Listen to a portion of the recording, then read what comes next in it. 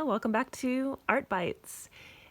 Yesterday we worked on stacking cylinders using the ellipse, dropping down, making can or candlelight shapes, and then stacking them.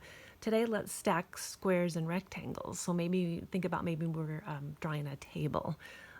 So the on the Art Bite, I think it was Art Bite number 3, we worked on perspective. We drew a horizon line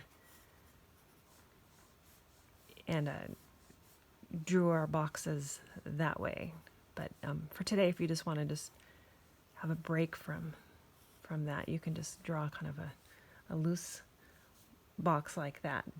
Now what I'm going to do is pretend like that's a side table, maybe in a living room. And then I'm going to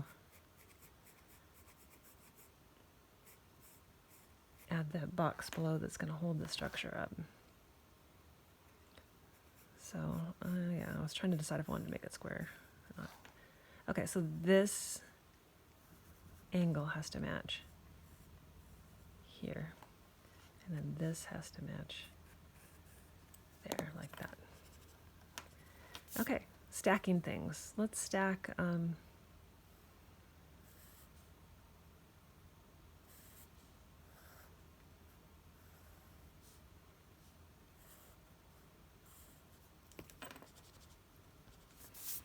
we can stack a series of these. So just like we did with the ellipses, we just stacked.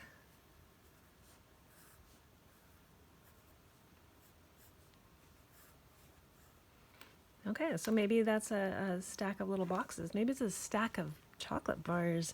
Let's make a stack of books. And maybe the books aren't stacked perfectly. They haven't been like pushed around. Maybe they're off a little bit. So you want to start with the skeleton of the book. So just keep everything in squares and rectangles right now, instead of trying to make rounded edges, or don't worry about the pages in the book right now. Let's go ahead and just draw one book. Okay, maybe something like that. And if you were with me yesterday too, I did it like a horizon line just to show like a tabletop or something like that. Maybe this is the front edge of the table. Don't worry about this guy here. And then let's put another book on top, but let's change this front edge. Maybe this book is smaller.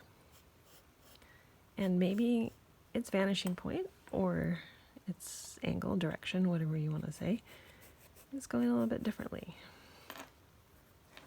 So I'm just going to play around with what that might look like. So now I have 2 boxes stacked.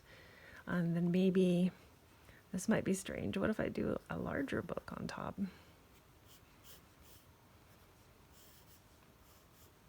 Oops, that one's going to be like hanging off the edge there. All right, let's clean this up. All right, so the books I'm thinking of, maybe I might have like a rounded edges here. You could do that very quickly.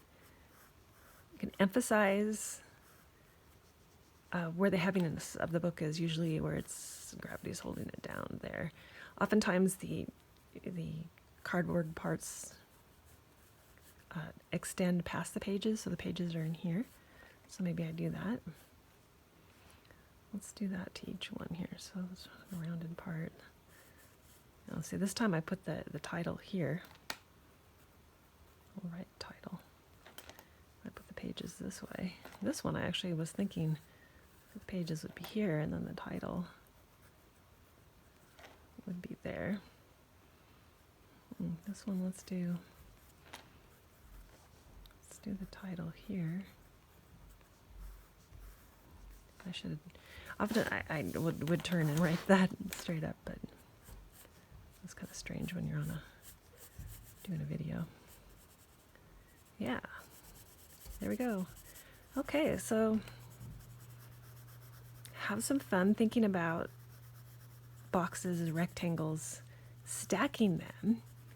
Maybe the blocks, maybe you had when you were small and you stack those ABC blocks up. Maybe you start with something kind of like that, and just play with it. There's no wrong answers. Maybe having them do all sorts of different things and different balancing acts, and then start working with stacking, and then maybe think about how maybe you might stack some books or some odd objects and putting them all together.